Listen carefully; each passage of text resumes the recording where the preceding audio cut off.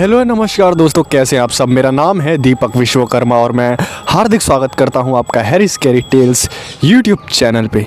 तो मैं सबसे पहले धन्यवाद कहना चाहूँगा Harry Scary Tales YouTube channel के ओनर को, जिन्होंने मुझे मौका दिया अपने इस यूट्यूब चैनल पे आने का और आप सभी को डरावनी कहानियाँ सुनाने का। तो मैं उम्मीद करता हूँ ये वीडियो आपको पसंद आएगी, और अगर आपको पसंद आए तो वीडियो लाइक करना ना भूलें और साथ ही साथ इस चैनल को सब्सक्राइब कर दें और नीचे डिस्क्रिप्शन में दिए हुए लिंक से मेरे चैनल को भी सब्सक्राइब कर लें और वहां पर भी डरावनी कहानियां सुनें। तो चलिए शुरू करते हैं बिना किसी देरी के। ये कहानी है जैक नाम के एक 10 साल के बच्चे की, जिसकी माँ लोगों के घरों में बर्तन मांज के गुजारा करती थी। जैक का पिता एक शराबी था जो कि बिल्कुल भी काम धंधा नहीं करता था और दिन रात सिर्फ शराब पीता था। जैक की एक छोटी बहन थी जो कि सिर्फ 1 साल की थी। जैक अपने फादर को बिल्कुल भी पसंद नहीं करता था क्योंकि उसका फादर हमेशा दारू पी के उसे और उसकी मॉम को मारता था। जैक जिस स्कूल में पढ़ता था वहाँ के बच्चे जैक को हमेशा बुली करते थे और उसे ये कह के चिढ़ाते थे कि उसकी माँ एक नौकरानी है। जैक की ज़िंदगी एक नरक की तरह हो गई थी। वो जब घर में रहता तो उसे अपने बाप की मार सहनी पड़ती, और जब वो स्कूल में होता तो उसे परेशान किया जाता, उसकी माँ के बारे में बुरा भला बोला जाता। जैक कुछ भी नहीं कर सकता था। वो डर कर और रो कर अपनी ज़िंदगी को काट रहा था। वो अपने अंदर कई सारे दुखों को छुपा के बैठा था। उसको वो प्यार, वो देखभाल नहीं मिल पा रही थी जो कि एक बच्चे के लिए काफ़ी ज़रूरी होती है, जिसकी वजह से वो अंदर ही अंदर घुटा जा रहा था और उसे अब जीने का भी मन नहीं करता था। वो इतना परेशान होता था कि पूछो ही मत। एक रात ऐसे ही जैक का पिता फिर से दारू पी के घर आया और जैक पे और उसकी माँ पे अपना सारा गुस्सा उतारने लगा। वो जैक को और जैक की मॉम को बहुत बुरी तरह से मार रहा था। जैक को कुछ समझ नहीं आ रहा तो वो करे क्या। तभी वो देखता है कि जैक का बाप नशे में ही उसकी छोटी बहन को नुकसान पहुंचाने वाला है और अब बर्दाश्त के बाहर हो चुकी थी। जैक ये सब नहीं सह पाता और जैक का पिता जैक की छोटी बहन को नुकसान पहुंचाने ही वाला था। उससे पहले ही जैक ने एक भारी सा सामान अपने ही पिता के सर पे दे मारा, जिसकी वजह से उसके पिता के सर से ढेर सारा खून बह गया और उसी वक्त उसके पिता की मौत हो गई। उसका पिता बहुत ही ज़ोरों से चिल्लाया, जिसकी वजह से पड़ोसियों ने उसकी आवाज़ सुन ली और पुलिस को कॉल कर दिया। और जब पुलिस आई, जैक के पिता की लाश देखी जिसके सर से खून बह रहा था। अब ये केस मर्डर का हो गया था। जैक की माँ को पता था कि अगर पुलिस वालों को पता लगा कि ये सब जैक ने किया है तो उसकी ज़िंदगी बर्बाद हो जाएगी। एक माँ करती भी तो क्या करती, उसने अपने ही पति के खून का इल्ज़ाम अपने सर पे ले लिया और वो जेल चली गई। अब लेकिन हैरानी की बात तो ये है कि इन सब हालातों से गुजरने के बाद भी जैक की आंखों में एक आंसू नहीं था। वो सिर्फ एक पुतला बन के खड़ा था वहाँ पे। जैक की माँ को 5 साल की कैद हुई और जैक को एक चाइल्ड केयर होम में भेज दिया गया। उसकी बहन बहुत छोटी थी, जिसकी वजह से उसे एक स्पेशल चाइल्ड होम केयर में भेज दिया गया। जैक अपनी बहन से दूर हो गया था। जैक की बुरी किस्मत इतनी बुरी थी कि उसका पीछा वहाँ भी नहीं छोड़ा। चाइल्ड केयर होम में फिर से उसे बुली करने वाले बच्चे ही मिले और वो बच्चे समझ गए थे कि जैक कमज़ोर है, जिसकी वजह से वो उसे बुली करने लगते हैं। और हमेशा की तरह जैक कुछ भी नहीं कर पाता और सिर्फ रोता रहता है। जैक को बहुत ज़्यादा टॉर्चर किया जाता है, जिसकी वजह से वो मेंटली काफ़ी ज़्यादा डिस्टर्ब हो गया था। और एक दिन जैक उस चाइल्ड केयर होम से गायब हो गया। वो कहाँ गया किसी को कुछ पता नहीं चला। लोगों ने काफ़ी ढूंढने की कोशिश की, लेकिन जैक का कोई पता नहीं लगा पाया कि जैक आखिर गया तो गया कहाँ। ये बात जैक की माँ को पता चली, जो कि जेल में थी, और वो ये सदमा बर्दाश्त नहीं कर पाई। ये अफवाह फैलने लगी कि जैक की मौत हो चुकी है और सदमे की वजह से जैक की माँ जेल में ही सुसाइड कर लेती है। ठीक 5 साल बाद उसी शहर में एक पुलिस की गाड़ी गश्त लगा रही थी। तभी अचानक से उन पुलिस वालों ने देखा एक आदमी जो बुरी तरह से घायल है, जिसके शरीर से खून बह रहा है, वो भागता हुआ पुलिस की गाड़ी के पास रुका। पुलिस वालों ने गाड़ी रोकी और बाहर उतरे और उन्होंने उस घायल आदमी से पूछा आखिर क्या हो गया, जिसके जवाब में उस आदमी ने सिर्फ एक ही बात कही, वो वापस आ गया है। तभी उसके पीछे से एक कुल्हाड़ी आती है और उस घायल आदमी की पीठ में घुस जाती है और वो बंदा वहीं मर जाता है। ये इतना भयानक मंजर देख के वो पुलिस वाले सावधान हो जाते हैं और अपनी गन पॉइंट कर देते हैं। आखिर वो पुलिस वाले थे और इधर उधर चेकिंग करने लगते हैं कि आखिर ये कुल्हाड़ी आई तो आई कहाँ से, क्योंकि जिस डायरेक्शन से कुल्हाड़ी आई थी उस डायरेक्शन में दूर दूर तक कोई भी नहीं था। और तभी अचानक से एक और कुल्हाड़ी उनमें से एक इंस्पेक्टर को और लग जाती है और वो इंस्पेक्टर वहीं मौत की नींद सो जाता है। दूसरा पुलिस इंस्पेक्टर कुछ समझ ही पाता उससे पहले ही उसका कोई पीछे से गला तोड़ देता है और उस पुलिस ऑफिसर की भी वही मौत हो जाती है। ये न्यूज़ पूरे शहर में फैल जाती है और किसी को कुछ पता नहीं लग पा रहा था कि इतना भयानक अपराध किया तो किया किसने।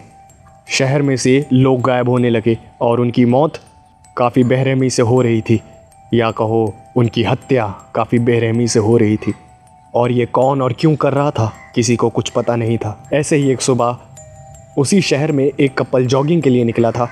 वो अपने घर के पास वाले जंगल में ही जॉगिंग कर रहा था। तभी अचानक से उसने जो देखा उसे देख के उन दोनों की आंखें फटी की फटी रह गई और वो दोनों वहीं पर उल्टियां करने लगे। उन्होंने देखा कि वहाँ के एक पेड़ पे कई सारी लाशें लटकी हुई है जिनकी अतड़ियाँ बाहर निकल गई थी। उन्हें काफ़ी बेरहमी से मार दिया गया था। उनकी हालत देख के ऐसा लग रहा था कि जैसे किसी ने हैवानियत से उन्हें मारा हो। उन्होंने तुरंत पुलिस को कॉल किया और जब पुलिस वहां आई तो ये बात फिर से आग की तरह फैल गई और पूरे शहर में खौफ का माहौल बन गया कि आखिर ये किलिंग कौन कर रहा है। ऐसा पहली बार हुआ था कि किसी ने इतनी किलिंग की हो और उसका अभी तक कोई पता नहीं लग पाया हो। इस केस के लिए गवर्नमेंट एक स्पेशल ऑफिसर हायर करती है और उसे ये केस देती है सॉल्व करने के लिए। वो ऑफिसर काफ़ी ज़्यादा स्मार्ट था। उसने जितने भी लोग मरे थे उन सारे लोगों की हिस्ट्री निकाली और वो सारे वही लोग थे जो कि जैक के साथ उसके स्कूल में पढ़ा करते थे और उनमें से आधे लोग वो लोग थे जो कि उसके साथ चाइल्ड केयर होम में थे। और वो ऑफिसर कुछ ही दिनों में पता लगा लेता है कि ये सारी किलिंग और कोई नहीं जैक ही कर रहा था, क्योंकि वो सिर्फ उन्हीं लोगों को मार रहा था जो बचपन में उसे परेशान करते थे और उसे बुली करते थे, उसकी माँ का मजाक बनाया करते थे, उसकी माँ को गाली दिया करते थे। वो उन्हीं लोगों को काफ़ी बेरहमी से मार रहा था। लेकिन जो बाकी ऑफिसर थे वो ये सारी बात मानने से डिनाई कर देते हैं, क्योंकि उनके हिसाब से जब जैक गायब हुआ था वो बहुत ही छोटा था और अकेले सरवाइव कर पाना, वो भी इस शहर में जिसका आधे से ज़्यादा इलाका जंगल हो, ये इम्पॉसिबल है। लेकिन उस नए ऑफिसर को यकीन था कि हो ना हो ये सारी किलिंग जैक ही कर रहा है। वो ऑफिसर एक रात को पेट्रोलिंग कर रहा था, तभी अचानक से उसकी गाड़ी पे एक लाश गिरती है। ऑफिसर गाड़ी रोकता है और उस लाश को देखता है। उसे भी काफ़ी बेरहमी से मारा गया था और उसकी चेस्ट पे लिखा हुआ था जैक और उस लाश के सर पे लिखा हुआ था धीरे धीरे उस शहर में काम कर रहे सारे चाइल्ड केयर होम में किलिंग होना चालू हो गई। कोई बेरहमी से वहाँ के कर्मचारियों को मार रहा था। वो ऑफिसर जैक के बारे में पूरी हिस्ट्री निकालता है और उसे ये रिज़ल्ट मिलता है कि वो अपनी बहन को ढूंढ रहा है, क्योंकि वो सिर्फ चाइल्ड केयर होम को ही अपना निशाना बना रहा है। अब उस पूरे शहर में सिर्फ एक ही चाइल्ड केयर होम बचा था जो कि सुरक्षित था और वो ऑफिसर उसी चाइल्ड केयर होम में जाता है और वहाँ की टीचर से, जो कि बच्चों की देख रेख करती थी, उससे कांटेक्ट करता है और उसे ये सारी बातें बताता है और कहता है कि ये चाइल्ड केयर होम भी मुसीबत में पड़ सकता है। वो किलर यहाँ भी आ सकता है और कत्लेआम मचा सकता है। इन बातों पे वो लड़की विश्वास नहीं करती और अपना काम करती रहती है। लेकिन कुछ ही दिनों बाद उस ऑफिसर की बातें सच हो जाती हैं और वो किलर यानी कि जैक उस चाइल्ड केयर होम में पहुंच जाता है। वो उस चाइल्ड केयर होम में काम कर रहे लोगों को मारने लगता है। वो लोगों को इतनी बुरी तरह से मौत के घाट उतार रहा था कि अगर कोई नॉर्मल इंसान देख ले तो वहीं पर खून की उल्टी कर दे। उस टीचर को ये बात पता चल जाती है और वो उस चाइल्ड केयर होम में सारे बच्चों को कर बाहर भाग जाती है और रास्ते में उसे एक कार उसकी तरफ आते हुए दिखाई देती है। वो उस कार को रोकती है, उसमें सारे बच्चों को बैठा देती है। उस कार में बिल्कुल भी जगह नहीं बची थी, जिसकी वजह से वो जंगलों के रास्ते से भागने का फैसला करती है और वो वहाँ से भागने लगती है। वो भाग भाग के हांफने लगती है और काफ़ी ज़्यादा थक जाती है। तभी अचानक से उसे किसी के फुटस्टेप सुनाई देते हैं। उसे पता चल जाता है कि वो किलर उसी के पीछे आ रहा है। वो भागी रही होती है तभी उसका पैर एक जाल में फंस जाता है जो कि शिकारियों ने बिछाया होता है, और वो किलर उस लड़की के पास आ जाता है। वो लड़की वहाँ फंस चुकी थी और वो किलर उसकी तरफ धीरे धीरे अपने पैर बढ़ाता है। तभी अचानक से वहाँ कुछ आवाज़ें गूंजने लगती हैं और वो किलर समझ जाता है कि वो यहाँ पर अकेले नहीं है। वो समझ जाता है कि ये सारे भेड़िए इस लड़की को अपना शिकार बना लेंगे और उसे कुछ करने की ज़रूरत नहीं है। वो वहाँ से जाने लगता है और वो लड़की भाग भी नहीं सकती थी क्योंकि वो एक जाल में फंसी हुई थी। वो वहाँ से जा ही रहा था तभी अचानक से वो किलर नोटिस करता है कि उस लड़की के गले पे एक निशान है, और उसे याद आता है कि बचपन में उसकी छोटी बहन के गर्दन पे भी एक ऐसा ही निशान था, क्योंकि उसका शराबी बाप जब जैक को और उसकी माँ को परेशान करते थे तो उसी बीच में गलती से एक चोट जैक की छोटी बहन को लग गई थी, और वो भी गर्दन पे, और उसका निशान कभी हटने वाला नहीं था। और जैक को रियलाइज़ होता है कि उसकी बहन भी एक चाइल्ड केयर होम में गई थी और हो ना हो शायद ये उसी की बहन है। और वो ये सब रियलाइज़ जैसे ही करता है वो उस लड़की की तरफ भागता हुआ जाता है और उस जाल को काट देता है। उसके हाथ में एक धारदार हथियार था और वो वहाँ के सारे भेड़ियों को मौत की नींद सुला देता है। वो उस लड़की के पास जाता है और अपनी जेब में हाथ डालता है और एक छोटा सा खिलौना निकाल कर उस लड़की की तरफ बढ़ाता है और कहता है,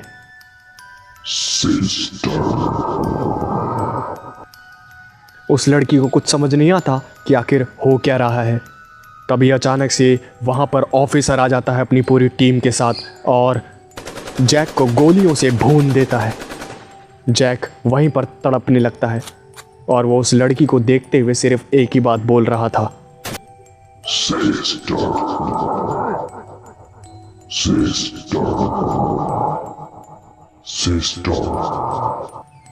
उस लड़की को कुछ भी समझ नहीं आता और जब वो इस बारे में पता करती है तो उसे पता चलता है कि वो जैक और कोई नहीं उसी का बड़ा भाई था।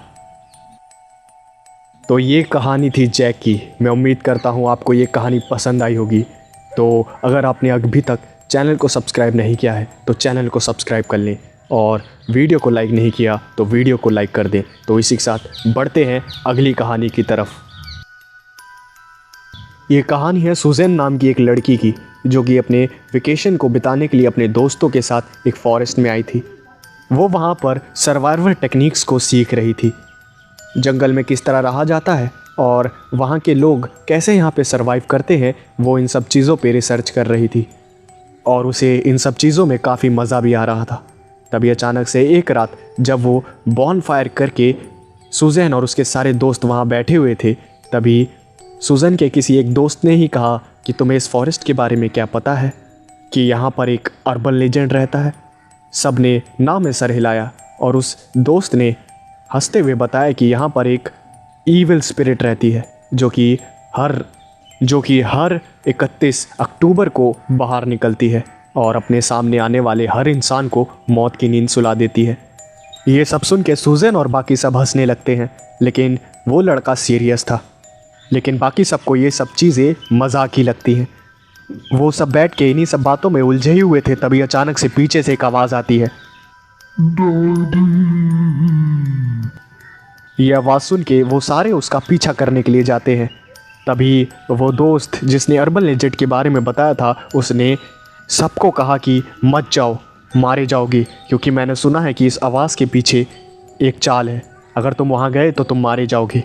और वो ये सारी बातें सुन के फिर से हंसने लगते हैं और वो इस बात को इग्नोर करके उस तरफ चल पड़ते हैं।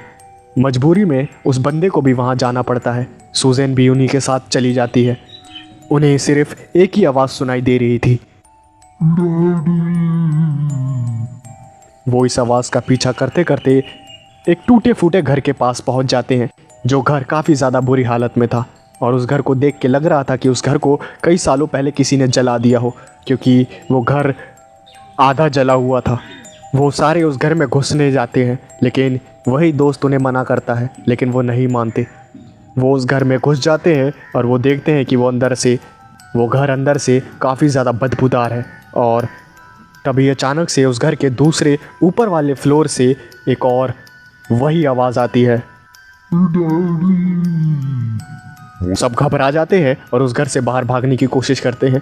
तभी अचानक से एक धारदार हथियार कहीं से आता है और उन पांचों दोस्तों में से एक दोस्त के आर पार हो जाता है और उसकी मौत वहीं हो जाती है। ये सब देख के वो सारे पैनिक हो जाते हैं और वो सब देखते हैं कि सीढ़ियों से एक 8 फुट का राक्षस जैसा दिखने वाला इंसान नीचे उतरता है और उसके हाथ में एक मीट काटने वाला औजार था जो कि काफ़ी ज़्यादा धारदार था। वो सब वहाँ से भागने की कोशिश करते हैं। कोई दरवाजे को तोड़ता है, कोई खिड़की को तोड़ने की कोशिश करता है, लेकिन उनमें से कोई कोशिश कामयाब नहीं होती। अब वो सिर्फ 4 बचे थे और उनमें से एक दोस्त एक खिड़की को तोड़ देता है और वो सारे उस खिड़की में से निकल ही रहे होते हैं। तभी वो राक्षस जैसा दिखने वाला इंसान उसी मीट काटने वाले औजार को फेंकता है, जिसकी वजह से उसमें से एक और दोस्त की मौत हो जाती है। उस दोस्त का सर धड़ से अलग हो जाता है। ये सब देख के वो और भी ज़्यादा पैनिक हो जाते हैं। उन्हें कुछ समझ नहीं आ रहा था कि इतनी अचानक से ये सब हो क्या रहा है। उन्हें अपनी गलती की सज़ा मिल रही थी। अब बचे तो सिर्फ एक सूजन और उसका दोस्त। वो दोनों भागे जा रहे थे। उन्हें कुछ समझ नहीं आ रहा था कि करे तो करे क्या। उनके दिमाग ने काम करना बंद कर दिया था। वो सिर्फ भागे जा रहे थे। तभी अचानक से वही धारदार हथियार सूजन के दोस्त को लग जाता है और वो धारदार हथियार सूजन के दोस्त को बीच में से फाड़ देता है। सूजन ये सब देख के और भी ज़्यादा चिल्लाने लगती है और रोने लगती है और वहाँ से भागने लगती है। वो मॉन्स्टर सूजन को भी पकड़ने की कोशिश करता है लेकिन नाकामयाब हो जाता है। सूजन भागते हुए कई किलोमीटर दूर पहुँच जाती है लेकिन वो रुकने का नाम ही नहीं ले रही थी। उसके खून में जैसे मानो खौफ भर गया हो। वो भागे जा रही थी और कई किलोमीटर बाद एक पुराने से घर के आगे वो रुकती है और मदद मांगती है। वो पूरी खून से लथपथ थी। उसके शरीर पे उसके दोस्तों का खून लगा हुआ था। वो वहाँ का दरवाज़ा खटखटाती है और एक बूढ़ा आदमी दरवाज़ा खोलता है। सूजन उसे सारी बातें बताती है और जिसके जवाब में वो बूढ़ा आदमी कहता है कि क्या तुम्हें पता नहीं है कि 31 अक्टूबर की रात यहाँ आना मना है, क्योंकि जो भी 31 अक्टूबर को यहाँ रुकता है उसकी मौत पक्की होती है। और वो बूढ़ा आदमी दरवाज़ा बंद कर देता है और वो लड़की रोने लगती है और मदद के लिए भीख मांगने लगती है। वो अपने पापा के बारे में उसे बताती है। वो उसे अपने पापा का नाम बताती है और उसके पापा का नाम था जॉन एडवर्ड। वो ये नाम सुनते ही वो बूढ़ा आदमी दरवाज़ा खोल देता है और पूछता है कि क्या तुम टेक्सास वाली जॉन एडवर्ड की बेटी हो? जिसके जवाब में वो लड़की हाँ कहती है और वो उस लड़की को अंदर बुला लेता है और उसे बताता है कि उसके पापा और वो बूढ़ा आदमी काफ़ी अच्छे दोस्त हैं। वो बचपन के दोस्त हैं। सूजन काफ़ी ज़्यादा घबराई हुई थी। उसका दिमाग काम नहीं कर रहा था। उसे कुछ समझ ही नहीं आ रहा था कि उसके दोस्त इतनी अचानक से मारे कैसे गए। वो बूढ़ा आदमी फिर बताता है कि तुम्हें 31 अक्टूबर की इस रात को यहाँ नहीं आना चाहिए था। फिर वो बूढ़ा आदमी बताता है कि आज से कई सालों पहले इस जंगल में रहने वाले एक परिवार के घर में एक अजीब सा दिखने वाला बच्चा पैदा हुआ था जो कि दिखने में काफ़ी ज़्यादा बदसूरत था। उसे एक डिजीज़ थी जिसकी वजह से वो बाकी बच्चों से अलग था। वो इतना ज़्यादा बदसूरत था कि जब उसकी माँ ने उसे देखा तो उसकी मौत तभी हो गई। और उस बच्चे का पिता भी अपने बेटे से नफ़रत करने लगता है क्योंकि उसका बेटा काफ़ी ज़्यादा बदसूरत था। लेकिन क्या करे, बाप तो बाप ही होता है। बाप का दिल आखिर में पिघल ही जाता है समय के साथ साथ। उसका बेटा जैसा भी था उसी का खून था। वो अपने बेटे को एक्सेप्ट कर लेता है और अपने बेटे को बहुत प्यार करने लगता है। धीरे धीरे समय बीतता है और वो थोड़ा बड़ा होता है। वो दिखने में अभी भी बहुत बदसूरत था जिसकी वजह से उसका पिता उसे बाहरी दुनिया से दूर रखता था। उसे वो एक घर में बंद करके रखता था। लेकिन छुपाने से क्या ही छुपता है।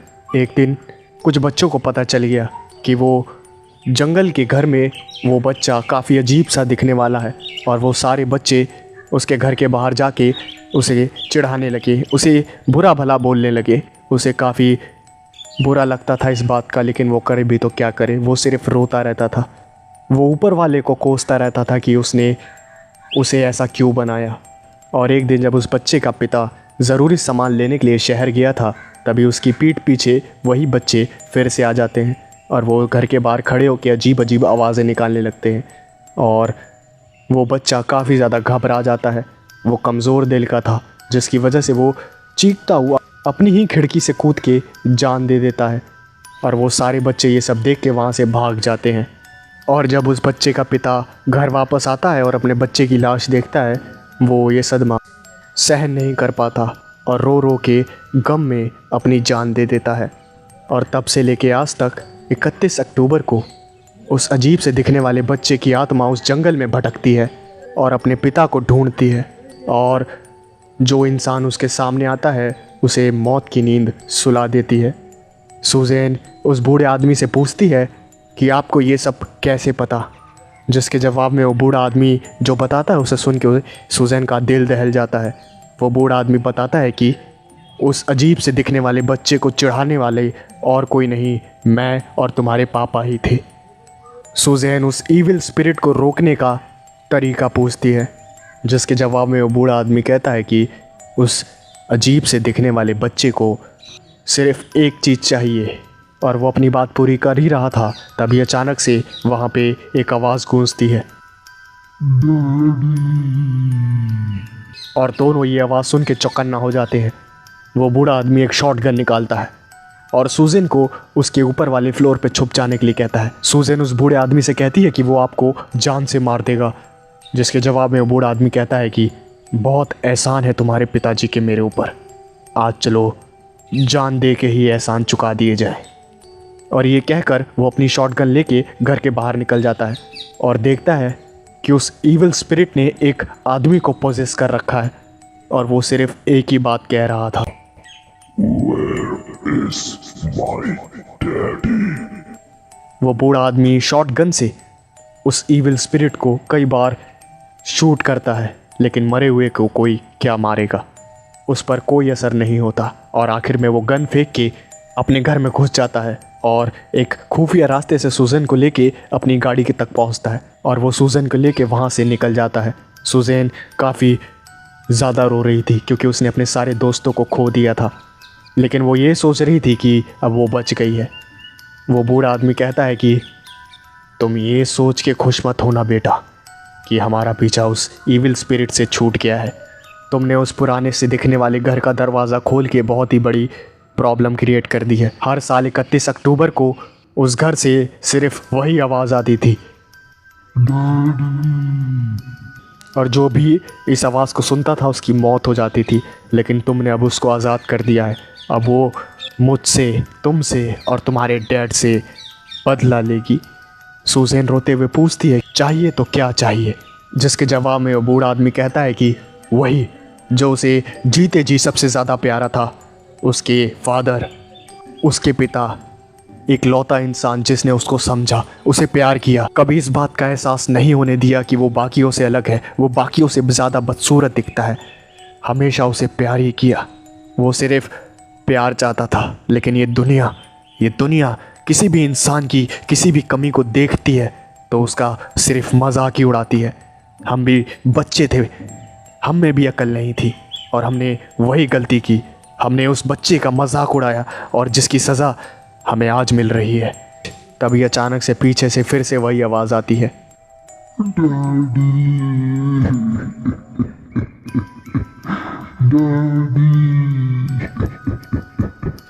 और वो दोनों पीछे मुड़ के देखते हैं कि वो ईविल स्पिरिट उनका पीछा कर रही है। सुज़ैन फिर से पूछती है कि उसको रोकने का क्या तरीका है, जिसके जवाब में वो बूढ़ा आदमी कहता है कि हमें उसके पिता को लौटाना होगा। और सुज़ैन हैरान हो जाती है और वो कहती है कि उसके पिताजी तो मारे गए ना, जिसके जवाब में वो बूढ़ा आदमी कहता है कि हाँ मारे तो गए, लेकिन उनकी लाश अभी भी एक कब्रिस्तान में है जो कि यहाँ से थोड़ी सी ही दूर है। हम काफ़ी दूरी को तय कर चुके हैं। उस बूढ़े आदमी ने सीधा उस कब्रिस्तान के बाहर अपनी गाड़ी को रोका और वो दोनों बाहर निकल के उस ईविल स्पिरिट के पिता की कब्र को ढूंढने लगे और काफ़ी मेहनत के बाद उन्होंने वो कब्र ढूंढ ली। तभी अचानक से वही आवाज़ आई, और वो ईविल स्पिरिट जैसे ही कब्रिस्तान में एंटर हुई और उसने अपने पिता की कब्र को देखा तो फिर वो शांत हो गई और रोते रोते अपने पिता की कब्र की तरफ बढ़ने लगी और कह रही थी, और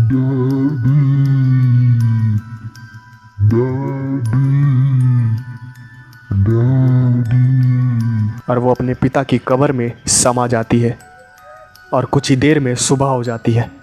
सूजन ने अपना बहुत कुछ खोया था, लेकिन उसे एक बहुत बड़ी सीख मिली थी। कमियां हर इंसान में होती हैं, कभी उसकी कमियों को मजाक बनाकर हंसी में नहीं उड़ाना चाहिए। कहानी है रॉबर्ट और जॉन नाम के दो भाइयों की, जिन्हें शौक था बचपन से ये एंटीक चीज़ों को कलेक्ट करने का। और उन्हें पता चला था कि शहर के दूर एक जंगल में एक ऐसी चीज़ है जो उन्हें अरबपति बना सकती है, जिसकी तलाश में वो उस जंगल में एक गहरी खुदाई कर रहे थे। उन्हें पता चला था कि इस जगह पे एक मास्क है जो कि लाखों साल पुराना है और वो तब से इसी जगह पे दफन है। वो दोनों काफ़ी देर तक खुदाई करते हैं और आखिरकार उनके हाथ एक बक्सा लगता है और उस बक्से को वो खोलते हैं तो वो देखते हैं कि उसके अंदर एक हड्डी से बना एक मास्क है। वो दोनों उस मास्क को देख के बहुत खुश होते हैं, क्योंकि उन्हें पता चल गया था कि अब उनकी ज़िंदगी बदलने वाली है। वो उस मास्क को लेके अपने घर पे आ जाते हैं और वो उस मास्क को एक अलमारी में संभाल के रख देते हैं। और वो काफ़ी ज़्यादा थक गए थे, जिसकी वजह से वो दोनों सो जाते हैं। रॉबर्ट और जॉन सो ही रहे होते हैं, तभी अचानक से रॉबर्ट के कानों में कुछ आवाज़ें आने लगती है। Robert, Robert, Robert. रॉबर्ट अपनी आंखें खोलता है और वो जो देखता है उसे अपनी आंखों पे यकीन नहीं होता। वो देखता है कि वो एक अलग ही दुनिया में है और रॉबर्ट के कानों में वही आवाज़ आती रहती है, रॉबर्ट, रॉबर्ट, शुक्रिया मेरे दोस्त मुझे आज़ाद कराने के लिए। रॉबर्ट इस आवाज़ को सुन के काफ़ी ज़्यादा डर जाता है और वो घबराता हुआ बोलता है कि कौन है, कौन है, कौन है जो मेरा नाम ले रहा है और मैं कहाँ हूँ? जिसके जवाब में वो आवाज़ कहती है कि रॉबर्ट, तुम घबरा क्यों रहे हो? मैं तो तुम्हारा दोस्त हूँ। तुमने मुझे इतने सालों बाद आज़ाद कराया है। मैं तुम्हारा दोस्त हूँ, तुम्हें घबराने की ज़रूरत नहीं है। मैं तो तुम्हारा एहसानमंद हूँ। मैं इतने सालों से उस ज़मीन में अंदर दफन था, लेकिन तुमने मुझे आज़ाद करवाया। अब मुझे तुम्हारी ज़रूरत है। मुझे सिर्फ तुम्हारी एक मदद चाहिए। अगर तुम मेरी मदद कर देते हो तो मैं तुम्हें वो सब दूंगा जो तुम्हें चाहिए। क्या तुम्हें मंजूर है? ये सब सुन के रॉबर्ट कहता है कि तुम हो कौन और तुम क्या चाहते हो मुझसे? मैंने तो उस मास्क को पैसे कमाने के लिए निकाला है। तुम कौन हो? ओ पैसा, पैसा, पैसा। कागज के टुकड़ों के लिए तुम इंसान कितना पागल हो जाते हो, है ना? मैं तो तुम्हारी जिंदगी बदलने वाली बात कर रहा हूँ और तुम्हें उन कागज के टुकड़ों की पड़ी है। और ये सब सुन के रॉबर्ट कहता है कि तुम चाहते क्या हो मुझसे? मैं एक एंशिएंट गॉड हूँ जिसे कई सालों पहले धोखा दिया गया और इस जगह पे कैद कर दिया गया।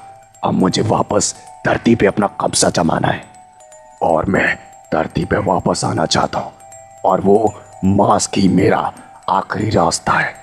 अगर तुम उस मास्क को पहन के 10 लोगों के दिल निकालते हो तो मैं उस दुनिया में आ जाऊंगा और जो तुम्हें चाहिए वो सब तुम्हें दूंगा। रॉबर्ट ये सब सुन के लालच में आ जाता है, क्योंकि वो अपनी ज़िंदगी से काफ़ी परेशान था। वो बचपन से ही बहुत गरीब था। उसे एंटीक चीज़ों का शौक़ तो था, लेकिन वो कभी पैसे ज़्यादा नहीं कमा पाया था, जिसकी वजह से वो हाँ कर देता है। और वो गॉड उसे कहता है कि बहुत बढ़िया, तुम बहुत समझदार हो। अब जाओ, वो मास्क तुम्हारा इंतज़ार कर रहा है। मुझे धरती पर लेकर आओ। इसी के साथ रॉबर्ट को एक झटका लगता है और उसकी आंखें खुलती हैं। वो धीरे धीरे उस अलमारी की तरफ कदम बढ़ाता है और उस अलमारी का दरवाज़ा खोल के उस मास्क को निकालता है और उसे पहन लेता है। उसे पहनते ही वो अपने शरीर पे अपना काबू खो देता है और उसकी आंखों में एक अलग सी चमक आ जाती है। वो अपने भाई के कमरे में जाता है और अपने भाई को जान से मार देता है। रॉबर्ट ये सब नहीं करना चाहता था, लेकिन उसके शरीर पे उसका काबू ही नहीं था। वो सब अपने आप हो रहा था। अब रॉबर्ट को पता चल गया था कि उस मास्क ने रॉबर्ट के शरीर पे कब्जा कर लिया है और अब वही होगा जो वो मास्क चाहेगा। वो मास्क कत्लेआम मचा देता है और हर रात को निकल के लोगों की जान लेने लगता है। अंधेरी रातों में जहाँ भी उसे कोई अकेला इंसान मिलता था वो उसे मार के उसका दिल निकाल देता था। रॉबर्ट सब कुछ महसूस कर सकता था, सब कुछ देख सकता था, लेकिन कुछ कर नहीं सकता था क्योंकि सारा कब्जा उस मास्क का था। मास्क जो चाहता वो करता और उसका मकसद सिर्फ एक ही था, उस एंशिएंट गॉड को धरती पर लेकर आना, जिसके लिए उसे कत्लेआम करना पड़ रहा था। और वो कत्लेआम बड़े शौक से कर रहा था। उसने धीरे धीरे लाशों का ढेर लगा दिया और एक दिन ऐसा आया जब कुर्बानियाँ पूरी हुई और अब बाकी रह गया था तो उस एंशिएंट गॉड को धरती पर वापस लाना, जिसके लिए एक वूडू को परफॉर्म करना बहुत ज़रूरी था।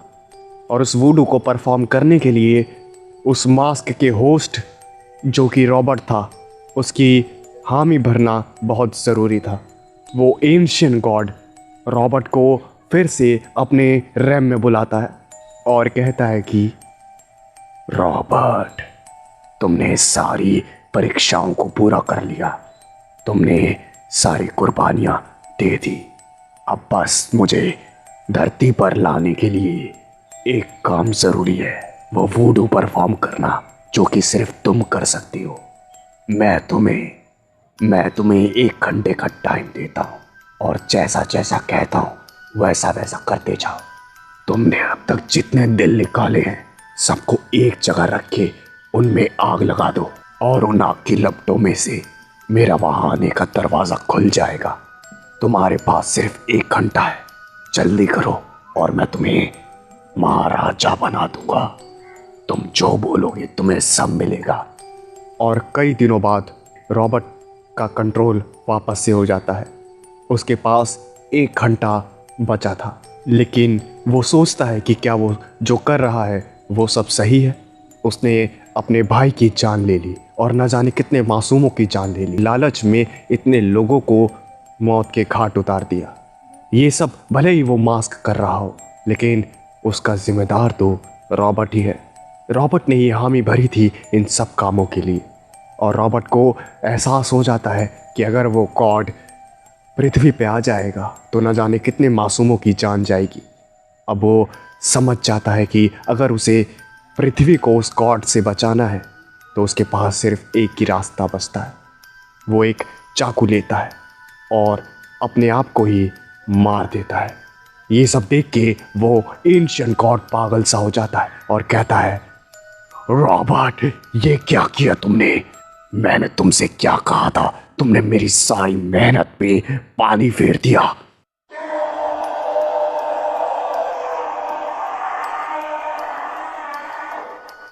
लेकिन आखिरकार रॉबर्ट ने अपनी गलती की भरपाई अपनी जान दे के कर दी। ये कहानी है अमन नाम के एक लड़के की जो कि हाल ही में अमीर हुआ है। उसने एक नया घर खरीदा है और साथ में एक नई कार भी। ऐसी अमीर ज़िंदगी से उसकी बीवी बहुत ज़्यादा खुश है। अमन का बचपन बहुत ही गरीबी में बीता था, लेकिन अब जाके उसके दिन बदले थे। अब वो काफ़ी ज़्यादा अमीर हो गया था। ऐसे ही एक दिन वो अपने काम पे था, तभी अचानक से उसने देखा कि वर्कर्स काम नहीं कर रहे हैं, सब वहाँ बैठे हुए हैं। और उसने सबको बैठे हुए देखा तो वहाँ जाके पूछा कि तुम सब बैठे क्यों हो, जिसके जवाब में उन लोगों ने कहा कि काम के बीच में एक पेड़ आ रहा है। जिसके जवाब में अमन ने कहा कि तो काट दो उसे। फिर उन वर्कर्स ने अमन को वो पेड़ दिखाया। वो पेड़ दिखने में काफ़ी ज़्यादा डरावना था। उस पेड़ की एक टहनी पे एक अजीब सी दिखने वाली गुड़िया बैठी हुई थी, या कहो रखी हुई थी, जिसे देख के सारे वर्कर्स ने कहा कि ये गुड़िया श्रापित है और कुछ ही दिनों पहले ही यहाँ से दूर एक घर में एक परिवार की हत्या हुई थी और उसी परिवार की बच्ची की ये डॉल है। और वो सब इस पेड़ को काटने से घबरा रहे थे क्योंकि उन्हें लग रहा था कि ये पेड़ ही उसी गुड़िया का घर है और वो इस पेड़ को अगर काट देंगे तो ये गुड़िया उनका पीछा नहीं छोड़ेगी। ये सब सुन के अमन को काफ़ी गुस्सा आया और उसने कहा कि तुम ये सब अंधविश्वास वाली बातें क्यों कर रहे हो? ये सब सिर्फ एक बकवास है। जल्दी से इस पेड़ को काटो और काम को शुरू करो। वर्कर्स मजबूर होके उस पेड़ को काट देते हैं और काम फिर से शुरू हो जाता है। और काम को वापस से शुरू होते देख अमन खुश हो जाता है और फिर वो वापस से रात को अपने घर पहुंचता है। वो जैसे ही अपने घर में एंटर होता है तो वो देखता है कि उसकी वाइफ के हाथ में एक डॉल है, और वो वही डॉल है जिसे अमन ने उस पेड़ पे देखा था। अमन अपनी वाइफ से पूछता है कि ये डॉल उसके पास कहाँ से आई, जिसके जवाब में उसकी वाइफ कहती है कि ये डॉल उसे उसके बैकयार्ड में मिली। अमन ये सब सुन के थोड़ा सा हैरान होता है और वो कहता है कि इस डॉल को बाहर फेंक दो, जिसके जवाब में उसकी वाइफ कहती है कि डॉल बहुत ही ज़्यादा प्यारी है और वो इसे नहीं फेंकने वाली। ऐसे ही कुछ दिन बीतते हैं और अमन नोटिस करता है कि उस डॉल में कुछ ना कुछ अजीब बात है। वो डॉल अपने आप ही अपनी जगह बदलने लगती है। उसे अगर बेडरूम में रखो तो वो अगले ही पल लिविंग रूम में मिलती है, और ये सब बातें काफ़ी ज़्यादा डराने वाली थी। एक दिन उसने ऐसे ही देखा कि शीशे के सामने वही डॉल रखी हुई है और उसके हाथ में एक लिपस्टिक है, और उस लिपस्टिक से उसने शीशे पे लिख रखा था कि तुम सब मरोगे। ये सब देख के वो अपनी वाइफ को बुलाता है और कहता है कि ये सब क्या हरकत है, ये सब किसने किया, जिसके जवाब में उसकी वाइफ ना में सर हिलाते हुए कहती है कि उसे नहीं पता। और फिर अमन कहता है कि मैंने तुम्हें पहले ही कहा था कि इस डॉल को घर से बाहर फेंक दो, लेकिन तुमने मेरी बात नहीं मानी। लेकिन मैं कई दिनों से नोटिस कर रहा हूँ कि इस घर में अजीब सी चीज़ें हो रही है, और मुझे यही लग रहा है कि हो ना हो ये सब अजीब चीज़ों के पीछे इसी डॉल का हाथ है। मैं अभी भी कहता हूँ इस डॉल को फेंक दो, क्योंकि ये डॉल मुझे शुरू से ही नहीं पसंद।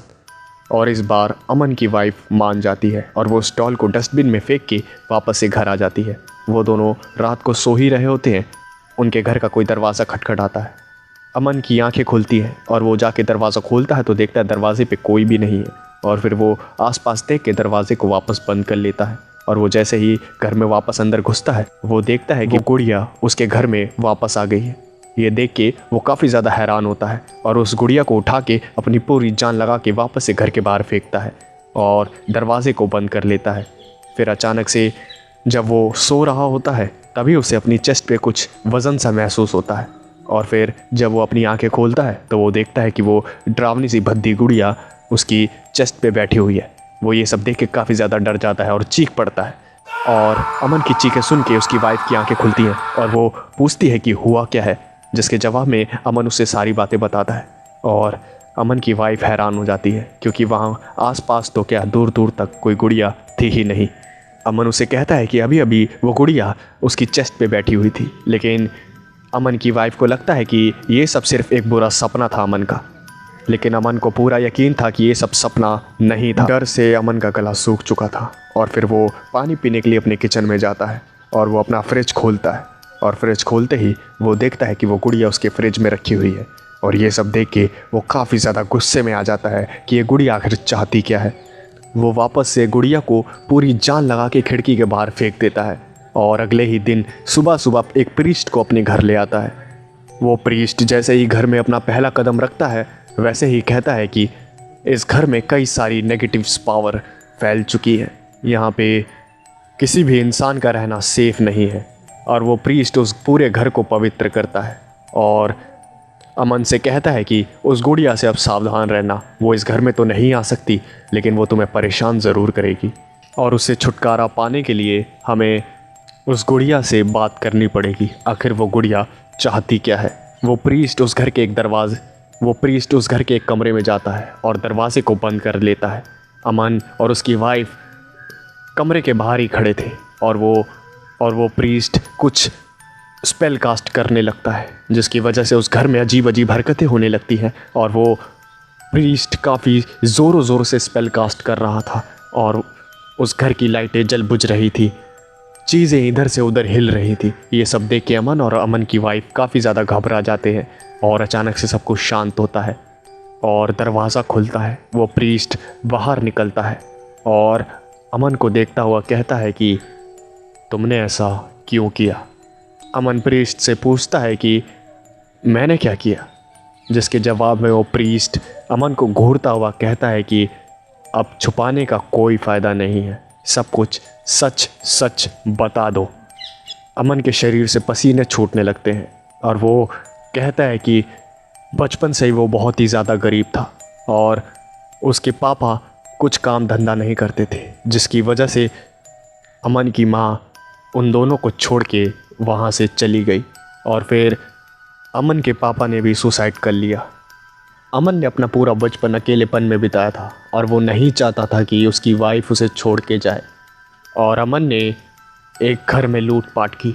उसने उस घर के सारे पैसे लूट लिए और जब वो पैसे लूट के वहाँ से निकल रहा था तो उस परिवार ने पुलिस में बताने की धमकी दी, जिसकी वजह से उसने अपना आपा खो दिया और पूरे परिवार को मौत की नींद सुला दिया।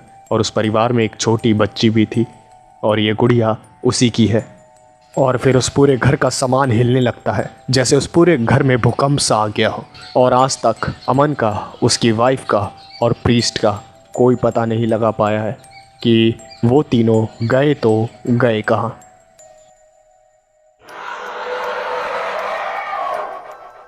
तो दोस्तों कहानी बस यहीं तक थी। कहानी आप लोगों को कैसी लगी लाइक और कमेंट करके ज़रूर बताएं। और हाँ दोस्तों, साथ में हमारे चैनल को भी सब्सक्राइब करना ना भूलिएगा। मिलते हैं अगली वीडियो में, तब तक के लिए धन्यवाद।